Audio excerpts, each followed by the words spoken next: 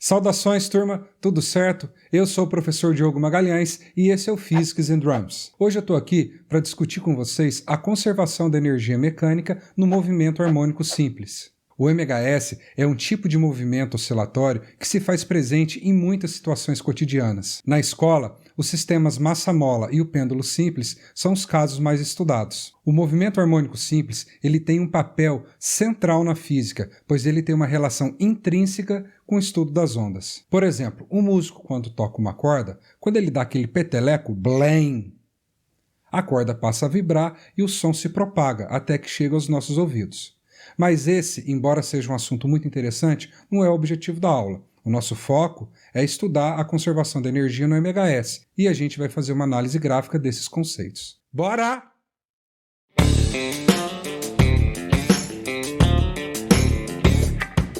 Olá, para quem não me conhece, eu sou o professor Diogo Magalhães e esse é o Physics and Drums, um canal direcionado para você, estudante do ensino médio ou do ensino superior que quer aprender física. Aqui eu também deixo um espaço reservado para compartilhar conteúdos relacionados à bateria. Bora para a aula! Então, pessoal, nós vamos passar por esses 4 tópicos para que nós façamos a análise gráfica das energias mecânica, cinética e potencial no MHS. Qual que é a definição de MHS? Nós podemos definir o movimento harmônico simples do ponto de vista cinemático e do ponto de vista dinâmico. Aqui eu optei por apresentar a definição dinâmica, porque eu acho que ela vai ser mais interessante para o decorrer da aula. Do ponto de vista dinâmico, a gente vai dizer que um corpo executa um MHS quando ele está sujeito a uma força do tipo restauradora, como é essa aqui. Essa aqui é a lei de Hooke. A gente tem então uma força elástica que ela é proporcional ao deslocamento. Então vamos dar uma olhadinha nesse corpo que está se movendo aqui em cima. Quando a mola está se comprimindo e ela vai fazer com que essa massa passe pela posição de equilíbrio. E quando ela passa, na volta a mola está puxando. Agora a mola comprimiu, está empurrando. Agora a mola puxa de volta.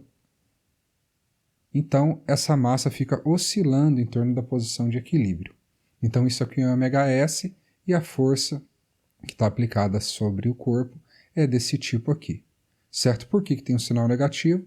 Porque quando ele está na direita aqui, vamos supor que aqui apontado para a direita é o eixo positivo, quando ele passa para a direita, a força está sempre apontada para o sentido oposto. Tá? Então são dois vetores que têm sentidos opostos, embora estejam apontados na mesma direção. E por que essa força elástica ela é uma força conservativa? Porque o trabalho realizado por essa força para deslocar o corpo de um ponto até o outro, por exemplo, de um ponto A até um ponto B, é dada pela diferença de energia potencial nesses dois pontos. Essa é uma propriedade das forças conservativas, eu não vou entrar em tantos detalhes, mas é importante que a gente saiba disso, nós vamos precisar daqui a pouco. Vamos só dar uma olhadinha aqui, pessoal, nesse simulador que vocês já conhecem do FET. Aqui eu deixei a constante elástica um valorzinho mais baixo para ficar mais claro a deformação da mola. Eu vou colocar aqui para indicar todos os parâmetros de força, deformação, setinha verde, posição de equilíbrio, que é a linha pontilhada verde, que é a mesma cor que a gente usou do outro lado aqui, e os valores também. Então, quando eu puxo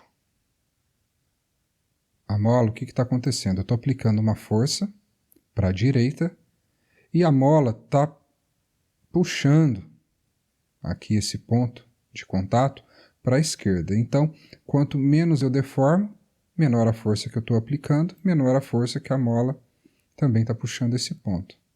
Quanto mais eu puxo, mais eu deformo. Quando eu aumento aqui a minha deformação, estou aumentando o x, maior é o módulo das duas forças.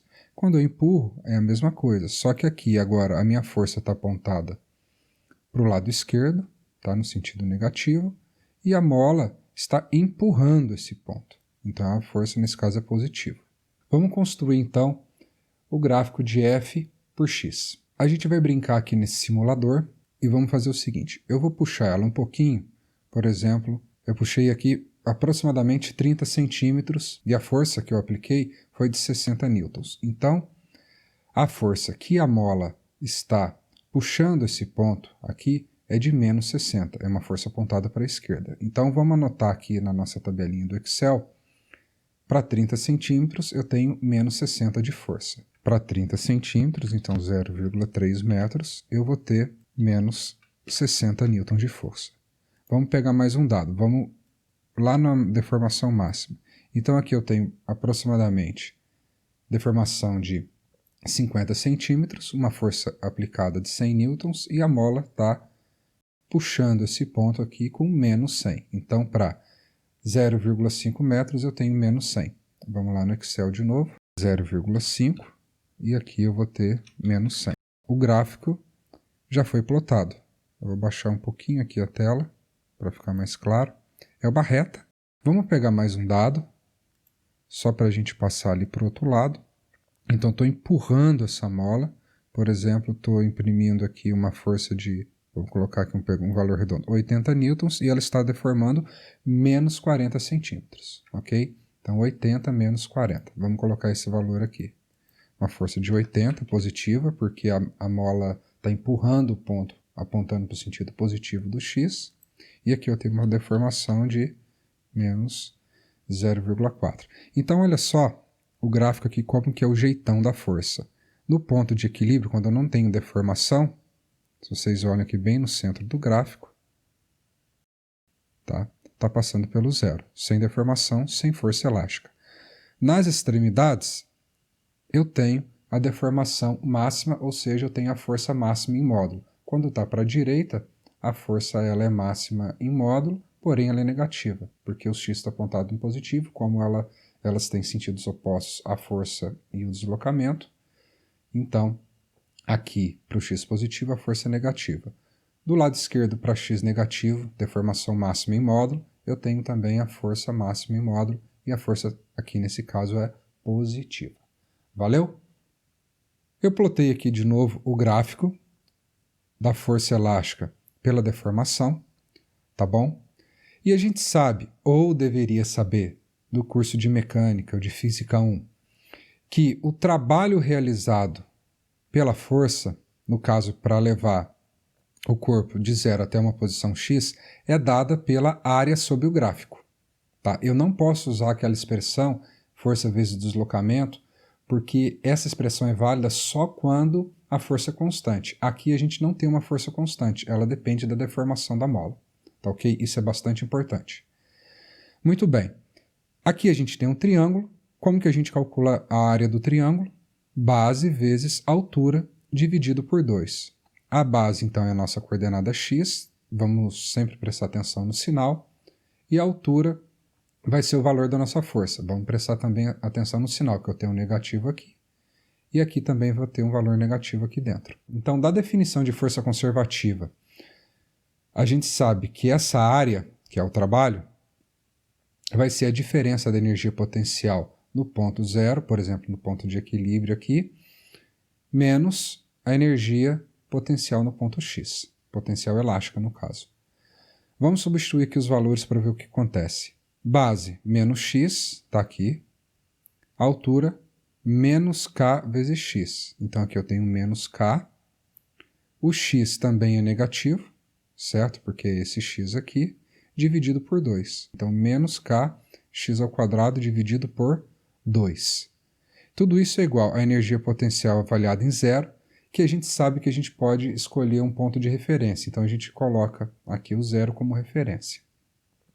Menos a energia potencial elástica avaliada no ponto x. Então, como eu tenho negativo e negativo aqui, me sobra que a energia potencial elástica nada mais é do que meio vezes a constante elástica da mola vezes x ao quadrado.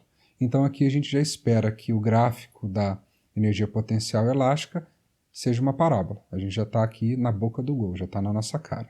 Galera, quando a gente tem somente forças conservativas atuando no sistema, a energia mecânica se conserva.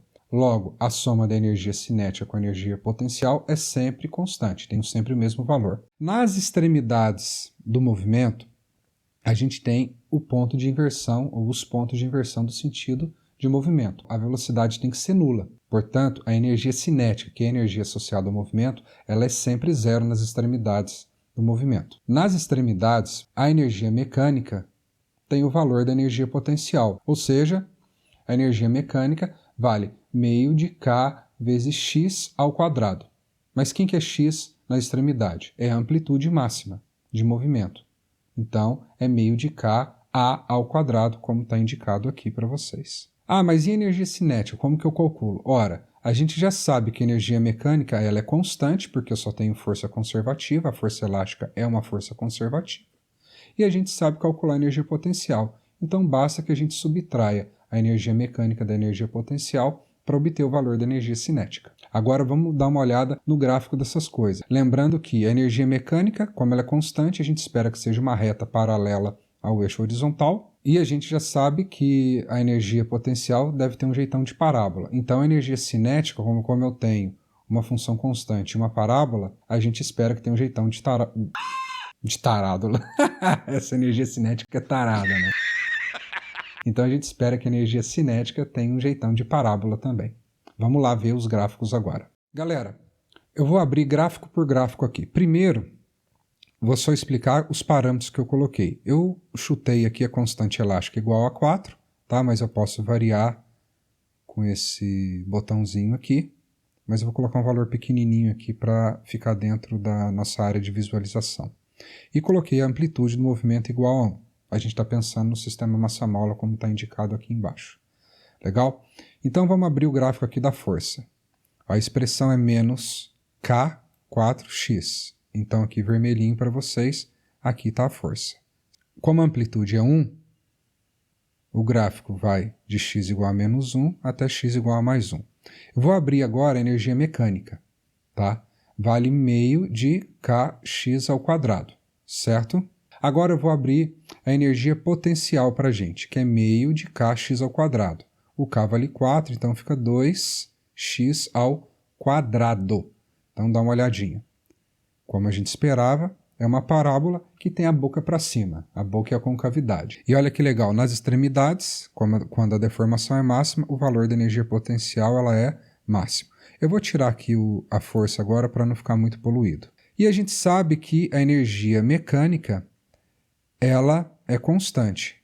Vale meio de K vezes A ao quadrado. Como A é igual a 1, fica 4 dividido por 2, vale 2, então energia mecânica. De fato, aqui a gente obtém a reta que a gente esperava, paralela aqui ao eixo X.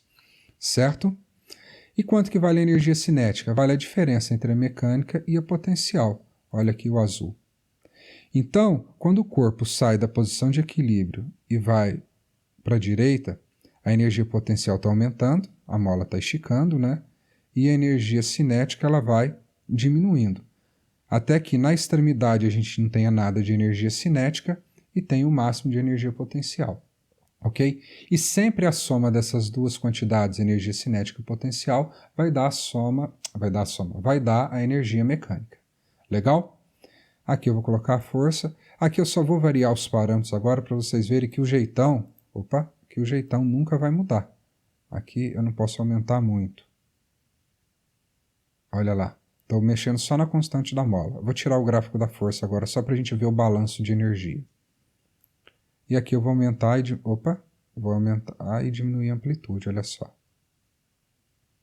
Vou diminuir aqui um pouco o zoom, para a gente ver, aumentando bastante a amplitude, certo? E vou mover aqui um pouquinho para baixo, para ficar legal de visualizar. Olha lá então, aqui movendo... tem que mudar aqui o controle. Olha lá, o jeitão nunca vai mudar, tá certo? Beleza, galera? Espero que vocês tenham gostado, é uma discussão bastante rica e o Ômega S ele é muito importante. Aqui a galera do ensino superior que está assistindo essa aula pode assistir as aulas de ondas, eu tenho uma playlist que eu vou colocar no card e vai linkar aí bastante bem as coisas. Se você gostou desse vídeo, deixa sua curtida e se inscreva no meu canal. Se você tiver alguma dúvida, crítica ou quiser sugerir algum tema para eu gravar outro vídeo, deixa um comentário aqui embaixo, eu vou ficar feliz em responder. Obrigado por ter ficado comigo até aqui.